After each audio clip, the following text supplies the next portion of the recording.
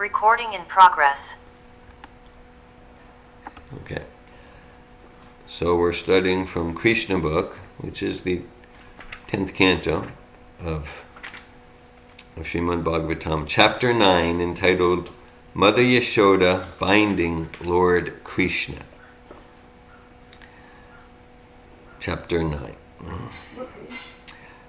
Page 64 in this volume, in this edition. Right, so this is Krsna book. Yes. Okay. Once upon a time, seeing that her maidservant was engaged in different household duties, Mother Yashoda personally took charge of churning butter, and while she churned butter, she sang the childhood pastimes of Krsna and enjoyed thinking of her son. The end of her sari was tightly wrapped while she churned, and on account of her intense love for her son, milk automatically dripped from her breasts, which moved as she labored very hard, churning with two hands. The bangles and bracelets on her hands tinkled as they touched each other, and her earrings and breasts shook. There were drops of perspiration on her face, and the flower garland which was on her head scattered here and there. Before this picturesque sight, Lord Krsna appeared as a child. He felt hungry, and out of love for his mother, he wanted her to stop churning. He indicated that her first business was to let him suck her breast and then churn the butter later. In the 10th canto, chapter 9, purports, Prabhupada describes that Mother Yashoda, is like devotees have many services, and there's many things to manage, and the devotees, they focus on first things first, what's priority. And so Mother Yashoda said, well, I'm taking care of the milk now. So Prabhupada makes it clear, Mother Yashoda was not at fault to not give. Krishna didn't agree that she wasn't at fault, but Prabhupada actually gives a sort of business management purport there. He says that, there's many things to manage, so we focus on one thing at a time. And that's management for Krishna. So he's just saying Mother Yashoda was not at fault, although Krishna got angry at her. Go figure. Mother Yashoda took her son on her lap and pushed the nipples of her breast into his mouth, and while Krishna was sucking the milk, she was smiling, enjoying the beauty of her child's face. Suddenly the milk, so just a few comments here and there. So we just sang the song Damodarastika. It's always a transcendental song to sing, and especially during this month, it's recommended to sing that song at least once a day, if not more. And so in the translation, we see that the singer of the song, Satyavrata Muni, he's saying, like, and even we talk a lot about like going back to Godhead, like Vaikuntha is back to God. I have no interest in Vaikuntha, heavenly opulence and heavenly enjoyment. I have no interest in that. Liberation from all material misery and merging into the oneness of the Brahman. I have no interest in that. And he's just saying, all I have interest in is to focus on this scene. He's saying, that's all I have interest in. So this is devotee of Damodar. So, yeah. I just read the 10 cantos, that's exactly. Yeah, so it's fresh for you. And in regard to that, Srila Prabhupada says the description you just read of Mother Yashoda. Yeah. We know with the flower in her hair and her dressing and all that. Srila Prabhupada said the devotees who are like eager to serve Krishna in that mood, they should absorb their mind in that description of Mother Yashoda. Yeah. So like Satyavrata Muni said, like to absorb in that eternal pastime. Yeah. And Prabhupada said, not simply, like, because every moment is eternal in the spiritual world. Yeah. Thanks for sharing that. Yeah. Over the course of the month, I know we're going to continue reading our 3rd canto Bhagavatam, but we might sometimes read Krsna book or 10th canto, and we're encouraged to, so you're fresh on the 10th canto. I also read 10th canto fairly recently. So this is meditation, right, in the world. meditation is becoming more and more popular. Meditation on a candle, on breath. So this is a meditation. Okay, we'll just read that. Every sentence is a meditation. So just by saying the flowers in Mother Yashoda's hair, meditate on that. Our life is perfect.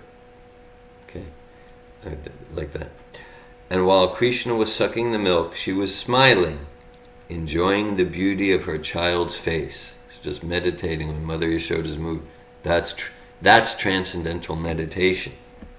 Suddenly the milk which was on the oven began to boil over. Just to stop the milk from spilling, Mother Yashoda at once put Krishna aside and went to the oven. Left in that state by his mother, Krishna became very angry, and his lips and eyes became red in rage. He pressed his teeth and lips, and taking up a piece of stone, he immediately broke the butter pot. He took butter out of it, and with false tears in his eyes, he began to eat the butter in a secluded place. So he's crying angry, but he's also manipulative. I mean, the false tears, he's doing all sorts of stuff there. In the meantime, Mother Yashoda returned to the churning place after setting the overflowing milk pan in order. She saw the broken pot in which the churning yogurt was kept. Since she could not find her boy, she concluded that the broken pot was his work. She began to smile as she thought, the child is very clever. After breaking the pot, he has left this place fearing punishment. After she sought all over, she found a big wooden grinding mortar which was kept upside down, and she found her son sitting on it. He was taking butter, which was hanging from the ceiling on a swing, and he was feeding it to the monkeys. She saw Krishna looking this way and that way in fear of her because he was conscious of his naughty behavior. After seeing her son so engaged, she very silently approached him from behind. Krishna, however, quickly saw her coming at him with a stick in her hand, and immediately he got down from the grinding mortar and began to flee in fear. Mother Yashoda chased him to all corners, trying to capture the Supreme Personality of Godhead, who is never approached even by the meditations of great yogis. In other words, the Supreme Personality of Godhead, Krishna, who was never caught by the yogis and speculators, was playing just like a little child for a great devotee like Mother Yashoda. Mother Yashoda, however, could not easily catch the fast-running child because of her thin waist and heavy body. She still she tried to follow him as fast as possible. Her hair loosened and the flowers in her hair fell to the ground. Although she was tired, she somehow reached her naughty child and captured him. Okay, so we can pause again, related to a text in the song. So, we have like the great yogis, the great meditators, the great philosophers. So as far as spiritual advancement, Mother Yashoda is trillions and trillions of times more elevated than them. Okay, this is bhakti, to get this. And if we don't have bhakti, we don't get it. Mother Yashoda is trillions of times more spiritually advanced than the greatest meditators and yogis and like that. Okay, there's a verse in Brahma Samhita. Pantastu koti satavatsara sampragamyo vayoratapi manasamuni sampragayo sopyasti yat Govinda Madi Purusham Tam Hambajami. It says that the yogis might meditate for millions of lifetimes, and the jnanis might speculate for millions of lifetimes, and if they're successful, if they're sincere, maybe they'll catch a glimpse of the radiance from the toenails of Krishna. Whereas Mother, and so they can't capture Krishna, but Mother Yashoda, from her love, because that's what captures Krishna, from her love, then Krishna's allowing himself to be caught. So, simnyavi chinchitatve. Yes, so bhaktimam abhijanati yavanyash tasmi tatvata tatumam tatvato gyatva visate tadanatram. Krishna says, I can be known, I can be understood only by bhakti. Bhakti Mam. So this is Krishna, the substratum of all existence, the personality of Godhead. And he's saying, not by jnana, not by yoga, not by mystic process. I can be known only by bhakti. So Mother Yashoda, she's 100% full of bhakti. So she's not only serving, she's superior to Krishna. She's his mom. She's going to punish him, like out of love. So Krishna's captured by the love of the devotee. Yeah. And when you said it can only be known by the love of the devotee, yeah. It seems that Mother Yashoda, what she knows, that Krishna allowed him to know, her to know, Yeah.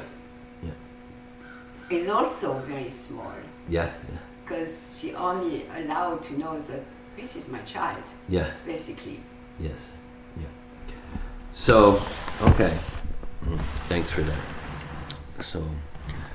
So she's angry with Krishna, and she's scared. She's scared that he's just not gonna.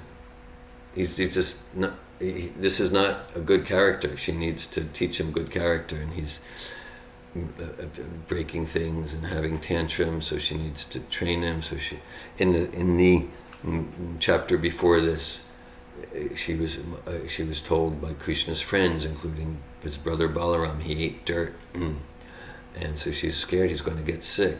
So we got fear, we got anger, so we got lots of emotion. Last night, some of us, we were at the program at Mother Ratneshvari and Nalini Kanta Prabhu's. It was for the Rasa dance. So there we read Krishna book. We read Krishna book and chapter 31, parts of chapter 32, the Rasa dance chapters. So there's lots of there's romance and affection and anger. There's also anger there. There's all sorts of emotion.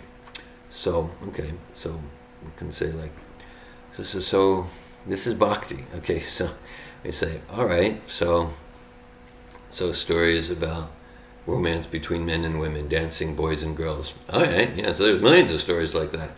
Okay, here's okay, it's cute. Okay, a child and the mother, and okay, it's kind of a cute story. Stories about child's friends. And then it's bhakti is to get this is a completely different category. Say everything that exists here, all the types of relationships, the parental, the friendship, the romance, the chivalry, the fighting, the sports, all the types of relationships, these are just shadows. These are just shadows. And just as a basic metaphor, in chapter 15, Bhagavad Gita, Krishna gives the banyan tree metaphor. The banyan tree metaphor, right? And so just like if we're standing on a river or a lake, and on the opposite bank there's a big tree, big banyan tree. All right, so we see the shadow. We see the shadow reflection on. We see the shadow reflection on the lake. Okay, and so let's say in Prabhupada, he extensively discusses this metaphor. So if we go in and say there's fruits, we go into the water to try to grab the fruit. We're not going. There's nothing substantial there, right? So from the or just in any shadow, from the shadow, we don't have a clue what the substance is like. What's that real apple? What's that real fig? What's that real mango like? Or if we see a shadow of a person, or we see a shadow of a building, we don't know what the substance is like, right? So similar, the emotions, the friendships, the romance of the material that flow from material consciousness, the material world, that's just the shadow. Chaitanya Charitamrita uses the analogy of like iron and gold, right? They're completely different. It's completely different. So this is real motherly relationship, and this is real romance. This is real friendship, and we get to enter into it. So, but from the shadow, we can know that the substance exists. So it's not that the shadow is completely useless. So like whatever exists here, just like, there's a shadow of the fruit, Okay, and there's just no, we don't have any idea what the real fruit tastes like or smells like. But we know that from the shadow, there is the real thing. So everything, Bhagavatam, Bhagavad Gita, that's real color, real form, real relationship. I was just reading this morning before I came to Mangalarti. I was reading in in a 7th canto lecture. Srila Prabhupada was referencing the Old Testament. He wasn't giving the Hebrew, but the Hebrew is B'Tselem Elohim. Okay, I know in modern Hebrew, Tsilum means photocopy. When I was Bhakta Dev, they would tell me, go to town and make some Tsilum photocopies. I had different services. But that's from the biblical Hebrew. Because we can say, like, of the idea, like, Krishna has a human-like form, but more technically, so it says, God created humans in His image. So this is about Krishna's two-handed form. But it's more, we have a Krishna-like form. See, that's more accurate to say. So we have the two-handed form, we have a Krishna-like form. Right? And there are other forms. There's Nrsingadev, okay? There's the four-armed Narayan form, right? And so Satyavrata Muni in Damodarastakam, he's saying he's not even interested in Narayan, like the gopis. There's a pastime with the gopis, where the gopis, this is like also in Krishna, be chapter 30 of Krishna book. And so Krishna disappeared from the gopis, and the gopis are looking for Krishna. And at one point, Narayan, the four-armed Vishnu form, is there in the forest of Vrindavan. And the gopis, they're like, this is Vishnu, this is the Supreme Personality of Godhead, this is the Creator, this is the source of all energies. And so there's Narayan, and so the gopis like, accept my respects. Have you seen Krishna? It's kind of like, they're not interested. So interested in the two-armed form. Okay, so this is Krishnastu Bhagavan Swayamete Chamsakla Pumsa Krishna. So this is the source of all incarnations, even of Balaram and the Vishnu forms. And that's why, when we go 4 chapters from now, we'll have the Brahma Vimohan Lila. Means Brahma, the creator, the engineer of the universe, he gets, moha means illusion. So he gets illusioned, and that's, many of you are familiar with that pastime, that history. So that's kind of part of it, because Brahma could see that Krishna had just taken care of Aghasura, and the demigods were celebrating, and everyone was celebrating Krishna. So Brahma kind of like, in the pastime, but a big part of his bewilderment is just because Krishna was just these simple activities, like he's dancing with girls. Okay, he's being naughty with his mother. He's playing wrestling with his friends. He's in the forest looking a little lost, and he has some sweet snack with yogurt. So like, this isn't God. So then Brahma thought like, no. Brahma was mystified by the simplicity of Krishna's pastimes, Krishna's form. He was mystified. So he gave some test, and he threw some mystic power to bewilder Krishna, and it boomeranged and came back at him. Okay, so it boomeranged, and he didn't know which way was up within a few moments. So that's an amazing pastime. And so, right, so this is key. So we're going to be attracted to different pastimes of romance, of adventure, sweet stories, ghastly. We're going to be attracted. We say everyone, that's like in Hollywood and Bollywood and this and that. And we say, okay, yeah, so there's some stories of some child and his mother, some boys and girls dancing. And to the extent that we absorb ourselves in the shadow qualities, the shadow stories, the shadow pastimes, we'll get more and more entangled in material illusion. We won't go towards liberation. There's a text in Bhagavatam, Shinvatam Svakata Krishna Punya Shravana Kirtanam Vidanta Stoya Bhajrani Vidunoti Saritsatam. So it's about Krishna Kata, Shinvatam Svakata Krishna. So this means topics about Krishna. So we hear topics, and that's all Bhagavatam, it's topics about Krishna, especially in the 10th canto. So we hear, we transfer our propensity to hear. We're going to hear topics, so we're going to hear stories. We're all attracted to that. It's natural. And Naveen Krishna was speaking yesterday, right, about like these great personalities, Vidura and Maitreya and Shukadeva Goswami Maharaj, Parikshit, Sutta Goswami, like that they're just attracted to the pastimes of Krishna, and they're just forgetting about eating and sleeping, just more. They're never satiated.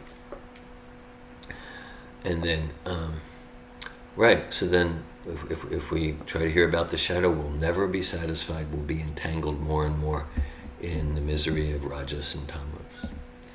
And we transfer that on Friday. Mother Malini, in your class, you quoted Chaito Darpada Marjanam Bhava Mahadavagni Nirvapnam Shaykira Vachandriga Vijivadu Jivanam. This is the life of transcendental knowledge.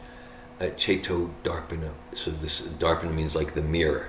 So we use the diamond analogy to cleanse the diamond. So cleanse all the piles of dust on the mirror of the mind. How? So this is the cleansing process. Vidunoti saritsatam, shinvatam svakata Krishna, punya shravana kirtanam vidanta sto.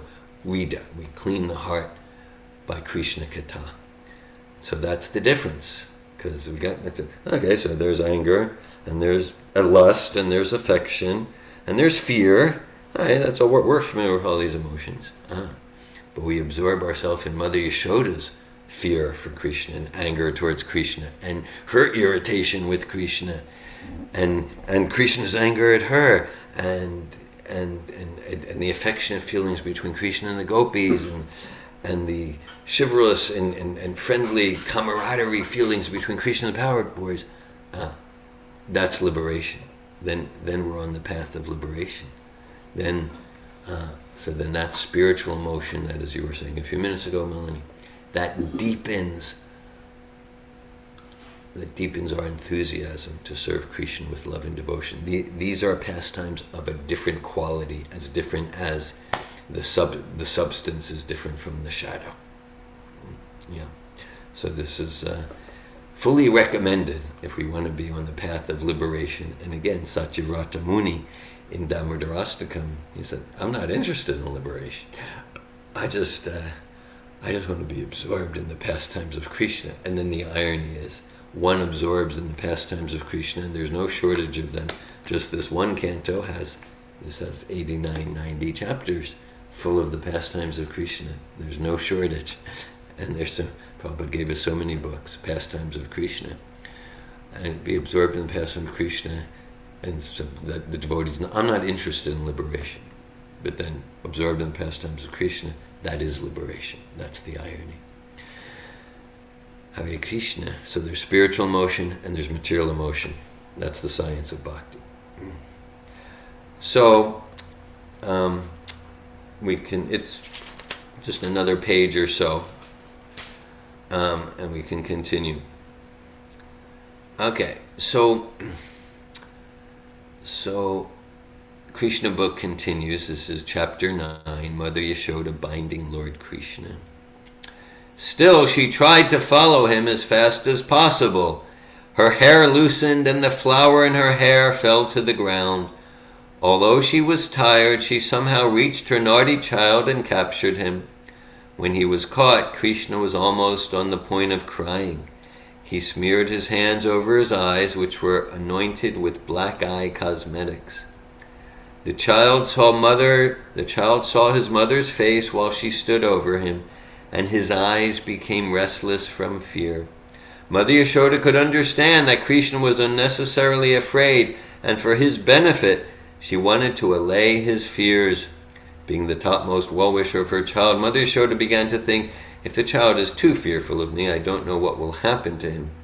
Mother Yashoda then threw away her stick, In order to punish him, she thought to bind his hands with some ropes. She did not know it, but it was actually impossible for her to bind the Supreme Personality of Godhead. Mother Yashoda was thinking that Krishna was her tiny child. She did not know that the child had no limitation.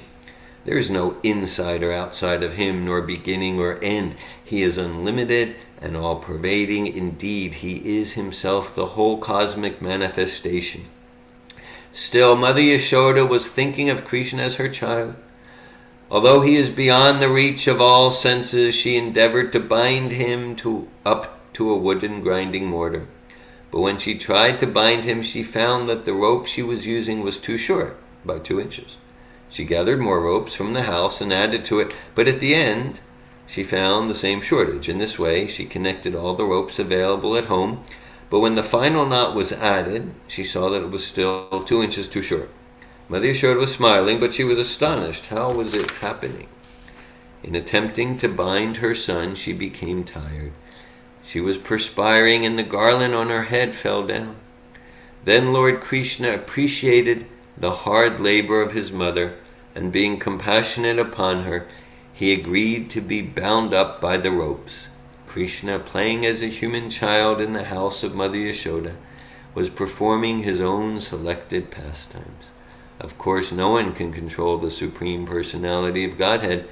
The pure devotee surrenders himself unto the lotus feet of the Lord, who may either protect or vanquish the devotee. But for his part, the devotee never forgets his own position of surrender. Similarly, the Lord also feels transcendental pleasure by submitting himself to the protection of the devotee. This was exemplified by Krishna's surrender unto his mother, Yashoda.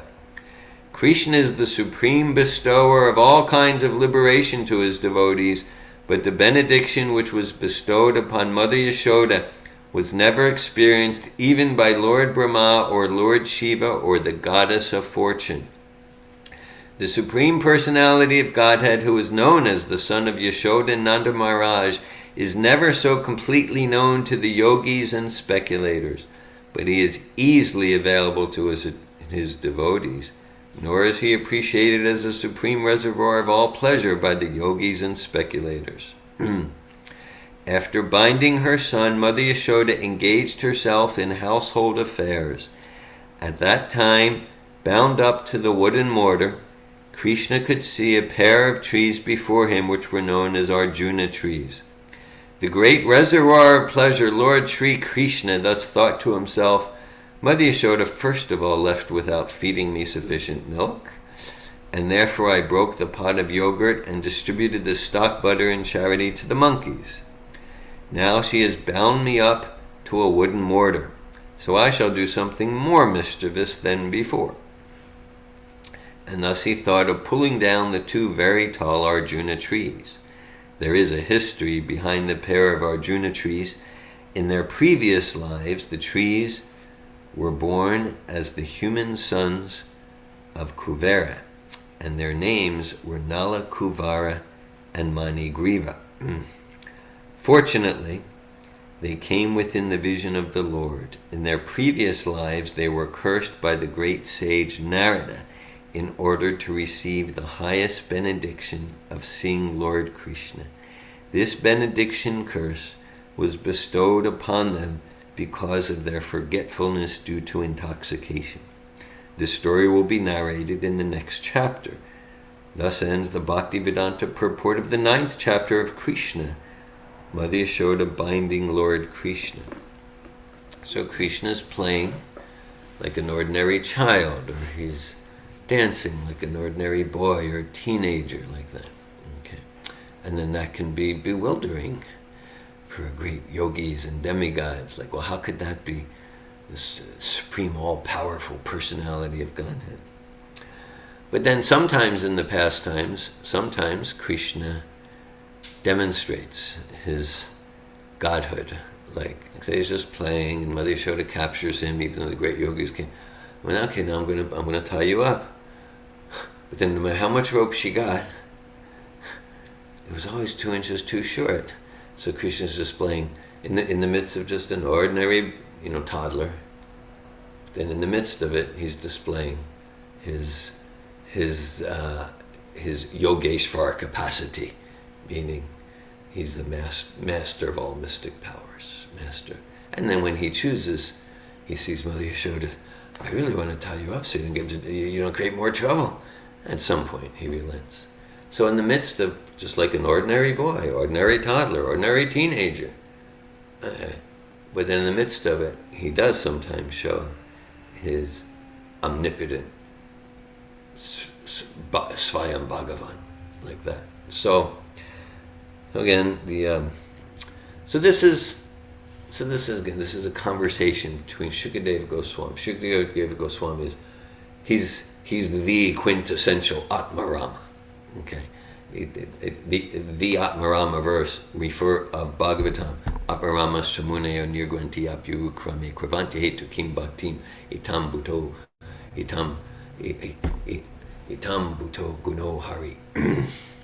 So that's about Shukadeva Goswami in the 7th chapter of the 1st canto. He's the Atmarama. He has no interest in material dancing, material Disney movies about children, Maharaj Parikshit. These are realized sages.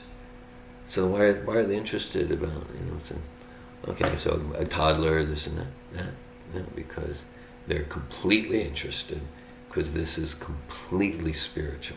This has, we gave the shadow and the tree analogy, or even the shadow in a building, shadow in a person, right? This is not the shadow, this is the substance. This is the substance. That's why Maharaj Parikshit, even here, because it's already several days he's listening. We're in the 10th canto, and he's just like, tell me more about Krishna. I want to hear more about Krishna. And just, well, would you like a cup of water? He's just no sleeping, he's just absorbed. The spirit soul fully alive. Hare Krishna. Now, the Damodar pastime continues into chapter 10 and a little bit into chapter 11 of Krishna book. We read chapter 9, and I'm glad to pause there and just any discussion, questions, comments at this time. Sharing questions, realizations.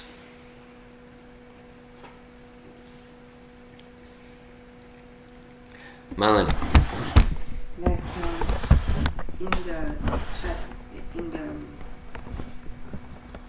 paragraph before last, it says the Supreme Personality of Godhead, who is known as the son of Yashoda and Nanda Maharaj, is never so completely known to the yogis and speculators, but is easily available to his devotees. Yeah. So, like often Prabhupada speak about, Yeyatama Prapadanti, as we surrender unto him, he rewards us accordingly, and then we have so much knowledge, and it seems that it's about knowing the Supreme Personality of Godhead, it's about serving him, and as we serve in devotional service, we know him. But, earlier I said something, and I'm just want to reflect on it. Yeah. Is that Mother Yashoda, like the utmost knowledge of the Supreme is Mother Yashoda not caring about all that. Right. And it's interesting because Shukadeva Goswami, with an Atmarama,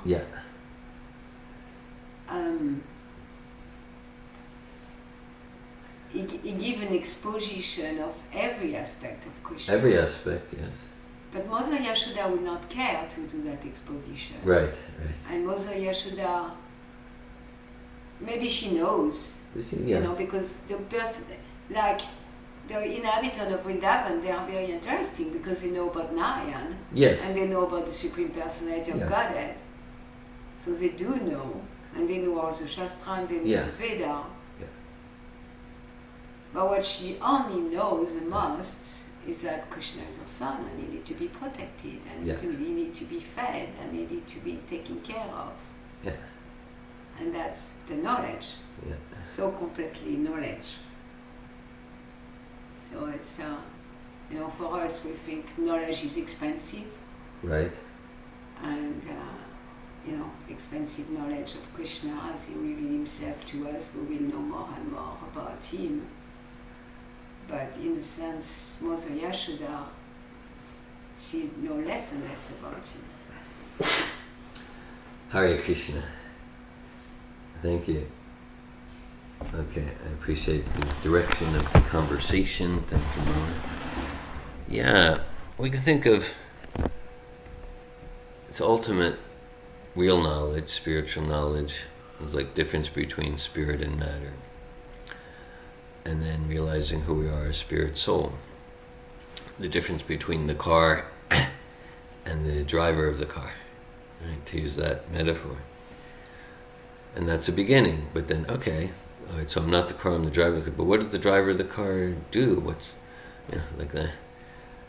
So essential real knowledge, spiritual knowledge, material knowledge is really illusion, Maya, Paritagyan, it's no knowledge at all. So essential knowledge is knowing who I am as a spiritual being, and what's my activities as a realized spiritual being. So we can say Mother Yashoda, she has that most full realized knowledge, because she's realizing, like she's just realizing herself, I'm just a servant of Krishna, and now I need to use anger with Krishna. And so she's just fully realizing herself. So that's knowledge. And then I like what you said, that like then she has this very narrow thing. He's my child, he needs my protection, he needs my discipline. But that's like, she's in yoga maya, she's in that illusion. But those realized devotees, they have realization of Brahmagyoti. They don't care about it. And Mother Yashoda is at like Satyavrata Muni, he's saying in the song, I don't care about it. You don't even know, you need to know your teacher at Paramatma. Even Paramatma. But yeah. Now, Mother Yashoda is at such a point of not caring about it that like it's not even there. She's not seeing Krishna as Paramatma, even though he is Paramatma. She doesn't see him as Supreme. But she's realizing that Krishna's the source of, Krishna's the object of all affection, and who she is as a lover of Krishna and a servant of Krishna. So that's the essence of knowledge. And the other knowledge, it's there, but Krishna covers it for such a pure devotee, is to enhance their love. So it's like we're in illusion about Krishna not being the supreme person. Our illusion is due to our material self-absorption and lust and wanting to be God. And so our illusion is alienating. Mother Yashoda's illusion takes her deeper into that essential knowledge of who she is as a servant of Krishna. And analogy I used maybe a year ago, just like, let's say if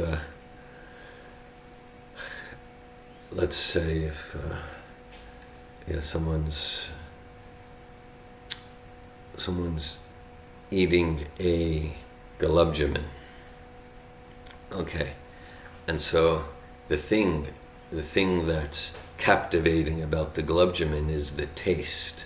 Okay, the sweetness, the taste, and the texture. Now, okay, so then in the midst of eating the gulab-jamun, someone can say, the gulab-jamun is light brown in color. So it's kind of like, I know that, but it's kind of a distraction. I'm like, the syrup and the taste, okay? But another feature of the gulab-jamun is that it's light brown in color. I know that. It's not particularly captivating for me. Right now, I'm absorbed in the taste.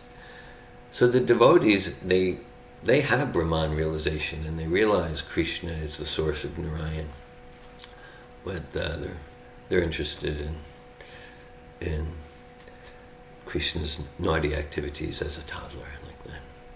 That's their captivating. So Yeah, two kinds of illusion.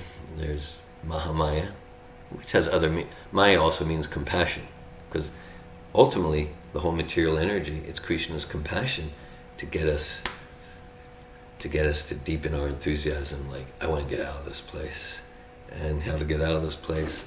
Let's enter into the Yoga Maya.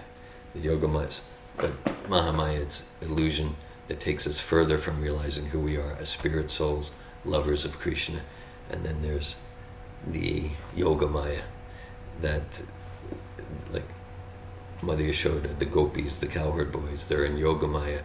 That's illusion. They're also forgetting that Krishna is Supreme Personality of Godhead, but that's illusion that deepens their inspiration to love and serve Krishna. Thank you, Malik. In a last purport of the chapter 5 of Canto 3, Srila Prabhupada speaks about the Vedas. Yeah. And we can see how the Veda means knowledge, right. And ultimately, Vedaista Chacharver Aham Eva Vedya, Vedanta Krit Vedavid Eva Chaham. That knowledge ultimately is the knowledge of Krishna. Yeah. And Krishna knows the Veda, and He gives it to us for us to know Him. Yes. And ultimately, that knowledge of Krishna it helps us to disentangle. Yeah. Help us get out of illusion in a sense. Yeah. And then there is that get out of illusion is not complete. And we can stay there. Yeah. But the more in illusion we get on the other side of the Vyas river, then the more intimate we are with Krishna. Yeah. So it's kind of like a continuum. It's like, okay, ignorance, knowledge, more knowledge, more knowledge, more knowledge, more knowledge, towards neutral point. Yeah, yeah. And then in that place of liberation, really, that place, Brahmajyoti liberation, Vaikuntha planet, then with the less knowledge, more covering, until we go, at the extreme opposite, which is Mother Yashoda. Right. Yeah. Thanks for that. And it's just, it's fun to think of the role of the Veda in that. Well, the Vedas, how the Veda are manifested in the material world. Yeah. They are there for the upper planetary system, the lower all planets system, and they are there for us.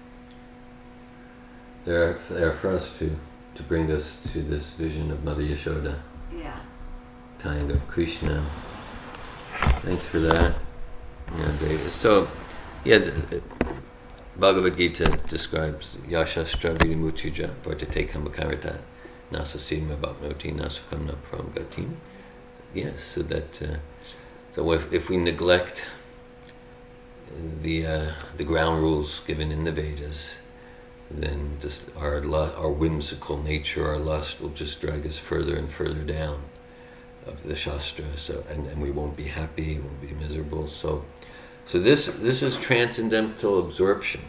In our transformative communication, kind of like we use the term, like there's healthy emotion and grungy emotion. So we're kind of, it's getting at the same principle.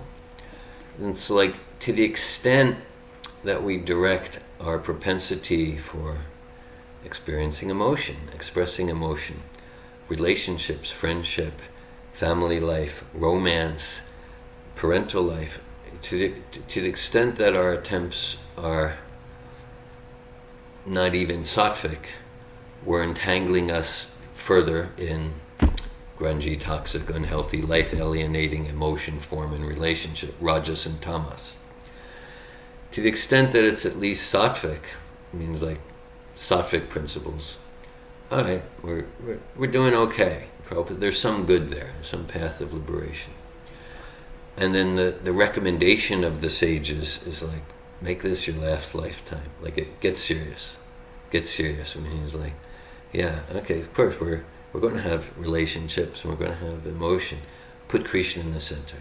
Put Krishna in the center of the friendship relationships, the conjugal relationships, the family relationships, the parental relationships. Put Krishna in the center. And in one sense, Prabhupada made it really easy. Of course, it's difficult. It's not easy. But the path is blissful. There's no pain in the path. The path is painless. But I experience so much struggle. Well, the struggle is because of my resistance. So the recommendation is make this our final forced birth, and the way to do it is absorb ourselves in Krishna Katha, Krishna sound vibration. Hare Krishna, Krishna Krishna, Hare Hare, Hare Rama, Rama Rama, Hare Hare. So as you were saying, Mala, the Vedas are from wherever we're at, bring us to goodness, and then to gradually to transcendence. And at the same time, Prabhupada representing Narada Muni, he's giving us the elevator from wherever we're at. Tadarajastamo bhava kamalabhadaste chitayatena vidamstita sattve prasidati. From where we're at in rajas and tamas and lust and anger and greed and envy and jealousy and deception. Connect with Bhagavatam, connect with Hare Krishna Maha Mantra, and then we're absorbed in transcendental form. Krishna's two-handed form. Bhagavad Gita 11th chapter. Krishna shows this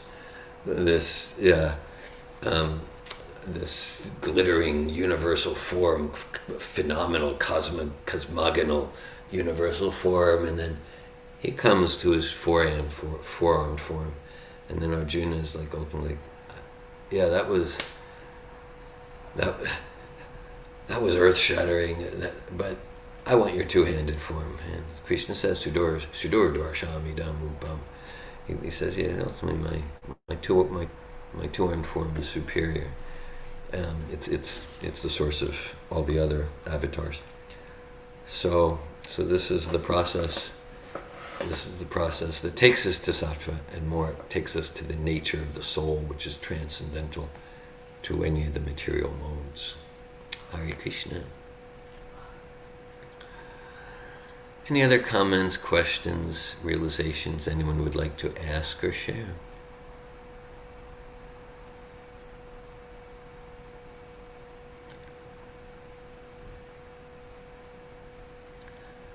Lord Sri Damodar ki, Jai.